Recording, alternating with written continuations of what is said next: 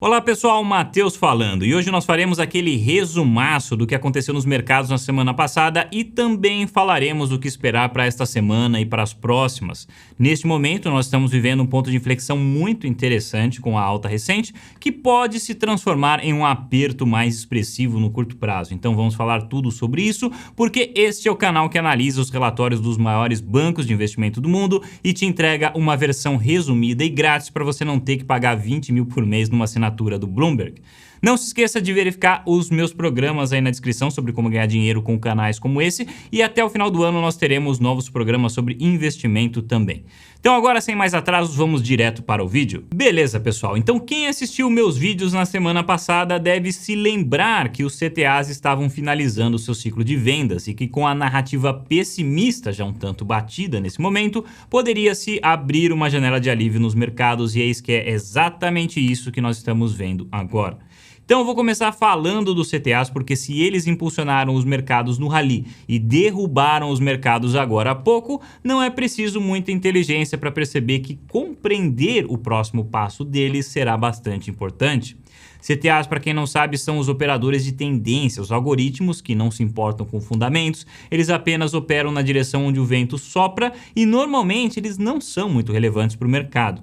Mas, como nós estamos vivendo um momento de baixa liquidez, eis que eles estão sendo muito relevantes agora. Foi por causa deles que o último rally se estendeu tanto, mas eles não seguram posições. Então, assim que o mercado perdeu força, eis que nós tivemos um dos maiores movimentos de vendas líquidas do mercado de ações norte-americano dos últimos 5 anos.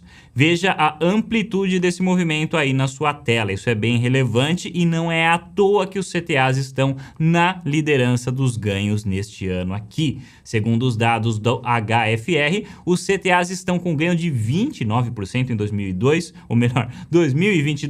mostrando que em momentos como o atual, esse tipo de estratégia tende a brilhar. E para nós, o bom disso tudo é que existem analistas especializados em rastrear o movimento dos CTAs. Então, dando uma olhada aqui no relatório da Nomura, veja que eles mapearam os preços nos quais os CTAs voltariam para o mercado comprando. Tem até o Ibovespa aí nessa relação, que segundo esse estudo começaria a ser comprado pelos CTAs aos 112 mil pontos, coisa que aparentemente já aconteceu hoje, segunda-feira, de manhã, porque o índice está neste momento aos 113 mil pontos. Mesma coisa com SP500 e Nasdaq, esses preços foram atingidos hoje e provavelmente os CTAs estão ajudando a impulsionar essa alta. Então, obviamente, a grande questão agora é até quanto vai subir. E para responder essa pergunta, primeiro nós precisamos nos situar onde nós estamos neste momento. Setembro, historicamente, tem sido um mês muito ruim para os mercados e neste caso em específico, neste mês, parece que nós estamos mais próximos do comportamento que setembro apresentou na média dos últimos 20 anos. Ou seja, o mês começa mal e depois entra em uma alta temporária antes de cair perto do fim e no começo de outubro também.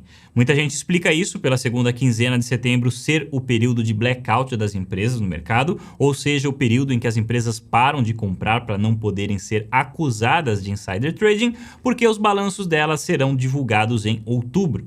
Então, segundo as médias, a força compradora tende a diminuir 35% na segunda quinzena conforme as empresas param de comprar. Isso daí pode com certeza ajudar os mercados a esfriar neste momento, mas esse não é o único fator atuando nas próximas semanas. Como eu venho falando, nós estamos em um momento decisivo, porque a verdade é que, apesar de tudo que já aconteceu neste ano, boa parte do mercado ainda não comprou a ideia de que nós estamos em um bear market. Muitos touros estão mais do que felizes em comprar qualquer notícia, bastando que ela seja menos ruim. O investidor pessoa física segue comprando, a mentalidade de comprar as quedas segue firme e forte, e a narrativa pessimista se tornou batida e não deve reverter sem que novas notícias ruins venham à tona. Como eu disse no último vídeo, agora é hora da realização ou da não realização das expectativas pessimistas. Em outubro, nós teremos a divulgação do balanço das empresas e, se for confirmado que o resultado delas realmente está piorando, como é esperado pelos ursos, então isso deverá marcar o fim desta alta. Mas, se isso não acontecer, então nós teremos aí a teoria do pouso suave se tornando muito forte. E falando de outros eventos que podem acabar com essa alta, nós temos aí a próxima reunião do Fed no dia 21. Se além de aumentar os juros em 75 pontos, eles ainda derem sinais claros de que irão continuar aumentando os juros dessa maneira, isso né, porque o mercado tem teimado contra o Fed, enquanto o Fed fala grosso e dá a entender que irá continuar o aperto ao longo desse ano até a casa dos 4%, muitos no mercado ainda não compraram essa ideia. Eles ainda acham que se a inflação continuar saindo boa, o Fed vai voltar a abaixar os juros. Então, se além de aumentar os juros em 75 pontos no dia 21, eles derem também sinais claros de que isso daí vai continuar ao longo desse ano, isso seria um evento novo e poderia também acabar com essa alta. E claro, não podemos nos esquecer da inflação que sairá amanhã. Se ela vier boa, isso não vai fazer diferença nenhuma nesse momento. Quero enfatizar bastante isso. Tem gente que acha que se a inflação vier boa, isso será uma grande novidade, mas a realidade é que isso já está mais do que precificado nesse momento. A única coisa que não está precificada agora é se os dados vierem ruins. Aí sim, isso seria uma tremenda novidade e geraria uma força brutal na direção de quedas. Já os dados bons, nesse momento, eles funcionariam mais como uma nota de corte para permitir que a alta continue. Se a inflação vier boa, maravilha, passou na nota de corte e a alta pode persistir, mas se ela vier ruim, aí não passou na nota de corte e a alta será reprovada, por assim dizer. Analisando os gráficos dessa semana, nós tivemos o S&P 500 subindo para a importante resistência dos 4.100 pontos. Vejam que ele já rompeu o canal de baixa na linha azul e a média dos 50 dias cruzou a média dos 100 dias, trazendo ventos favoráveis para essa alta.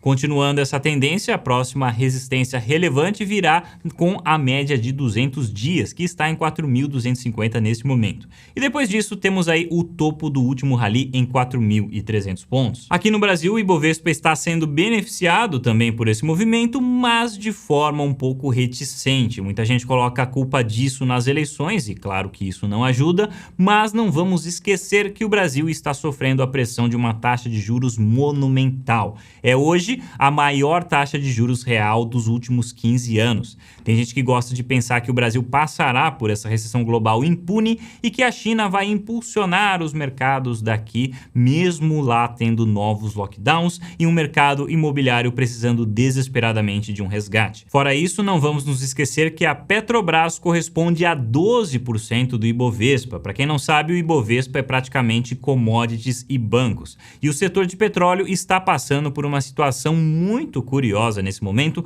onde nós temos o petróleo caindo e o preço das ações de empresas de petróleo como a Petrobras subindo. Vocês devem ter notado que nos últimos 45 dias a Petrobras teve uma alta monstruosa de 45%, mas segundo um estudo feito aqui pelo Morgan Stanley, esse tipo de movimento onde o petróleo cai bastante e o valor das empresas se aprecia é muito raro e não tende a durar.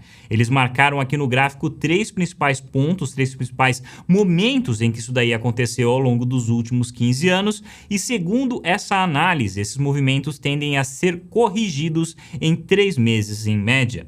Ora, nós já estamos com 45 dias desse movimento, então se a conclusão desse estudo for se materializar, os próximos 45 a 60 dias devem trazer novidades bem interessantes, ou para a Petrobras ou para o petróleo. Se você não acredita que o petróleo voltará a subir, esse estudo sugere cautela na hora de investir em empresas desse setor. Então sempre vale a pena tomar cuidado com o famoso viés bairrista na hora de querer investir no Brasil. E ainda sobre o Brasil, vamos dar uma olhadinha no dólar. Aqui nós temos o DXY, que é o índice que mede o valor do dólar frente às 6 grandes moedas. Então ainda não estamos falando do real, tá pessoal? Vamos chegar lá, mas primeiro vamos começar falando do dólar. Segundo esse índice, é interessante notar que o movimento recente sugere perda da força de alta da moeda.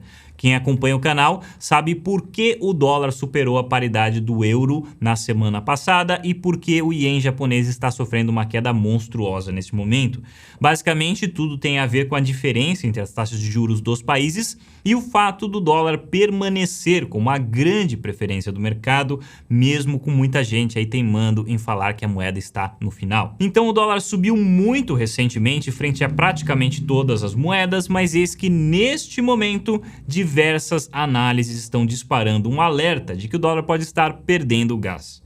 Segundo a análise do JP Morgan, abre aspas aqui, nossos sinais de momentum sugerem que o momentum altista do dólar está se aproximando de níveis extremos, fecha aspas. Então, para o dólar continuar ganhando valor, seria necessário também ou uma deterioração forte nos mercados ou um sinal claro de que o Fed irá trazer mais aumentos de juros além do que já está sendo esperado. Se nada disso acontecer, nós poderemos continuar vendo o dólar recuando e beneficiando também o real, pelo menos por enquanto. E falando dos ativos mais voláteis, a Nasdaq está vivendo um momento muito parecido com o S&P 500 e se beneficiando da alta recente, só que aqui nós tivemos já a média dos 50 dias superando a dos 100 dias alguns pregões atrás. Próxima resistência está nos 13 mil pontos e o suporte mais forte permanece nos 12.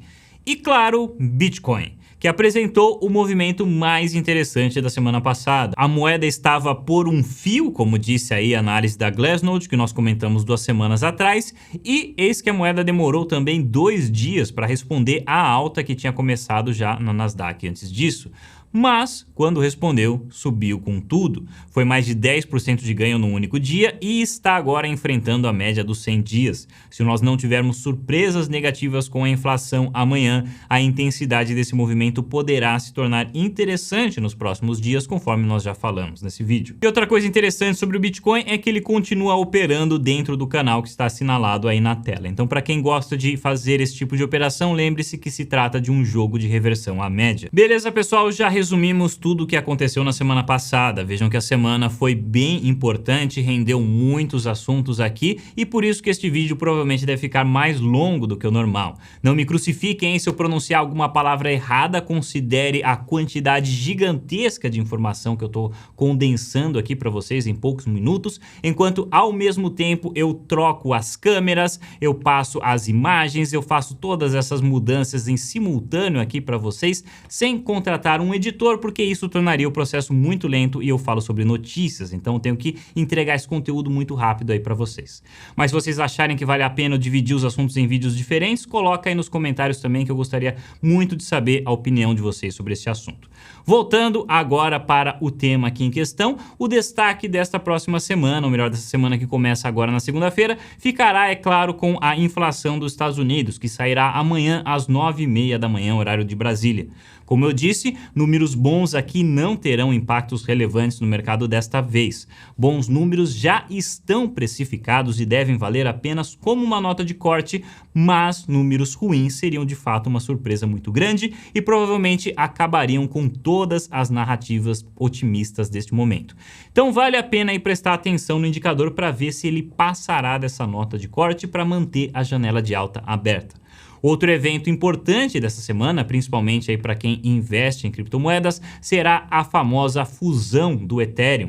Segundo os dados da WenMerge, a fusão deverá acontecer na madrugada de quarta para quinta-feira. Eu já falei aqui nesse canal que, segundo a análise da Glassnode, a fusão seria um caso de comprar o rumor e vender a notícia. Ou seja, segundo a análise da Glassnode, o Ethereum tenderia a perder valor depois da fusão, porque o mercado já teria antecipado a valorização dela antes mesmo da notícia acontecer. Mas considerando todo o cenário macro que eu já mostrei para vocês nesse vídeo, também é bem possível que o Ethereum continue na onda de alta se ela não tiver sido derrubada até lá por números inesperados da inflação na terça-feira. Então, pessoal, diante de tudo isso, vamos à conclusão sobre o que esperar dos mercados nesta semana.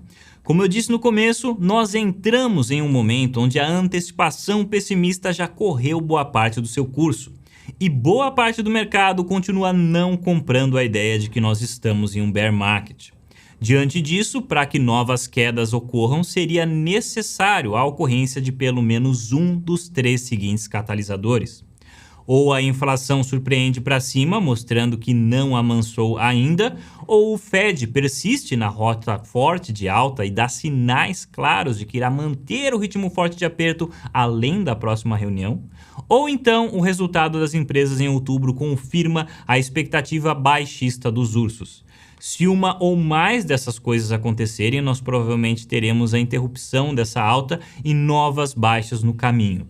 Mas se nada disso acontecer, o movimento de alta tende a ser exacerbado pelos CTAs, que conforme a análise que eu mostrei já entraram em território de compra novamente. Segundo o relatório do Scott Hubner, especialista em análise de fluxo do Goldman Sachs, os CTAs estavam em posição neutra semana passada e ele projetou aqui diversos cenários possíveis para as próximas semanas até outubro. Vou dar zoom aqui para vocês verem melhor e notem que se trata de uma situação assimétrica, onde o maior risco é para altas nas próximas semanas.